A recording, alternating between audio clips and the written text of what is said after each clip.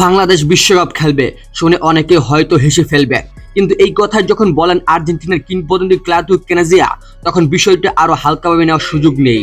1990 বিশ্বকাপে ব্রাজিলকে বিদায় করা গোলের নায়ক, ইতালির বিপক্ষে গোল করে আর্জেন্টিনাকে ফাইনালে তোলা সেই ক্লাউদিও কেনেজিয়া মনে করেন, বিশ্বকাপ যদি 64 দলের হয় এবং বাংলাদেশ এখন থেকে সঠিক পরিকল্পনায় এগোয়, তাহলে 2030-এর পরের বিশ্বকাপ মঞ্চে হামজা চৌধুরীর দেখা যেতে পারে বাংলাদেশ। কেনেজিয়ার ভাষায় বাংলাদেশ অবশ্যই বিশ্বকাপ খেলতে পারবে, তবে এর জন্য টেকনিক ডেভেলপমেন্ট এবং ফুটবল মেন্টালিটি বড় পরিবর্তন আনতে হবে।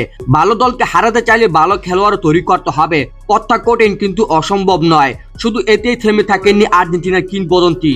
বাংলাদেশ ফুটবলের উন্নয়নে কাজ করার প্রস্তাব পেলে সেটিও গ্রহণ করবেন বলে জানিয়েছেন তিনি। তার বাসায় প্রস্তাব পেলে অবশ্যই আসবো, সেটা জাতীয় দল হোক কিংবা ডেভেলপমেন্ট, যে কোনো পর্যায়ে কাজ করতে রাজি। তবে প্রস্তাবটা বাংলাদেশকে দিতে হবে।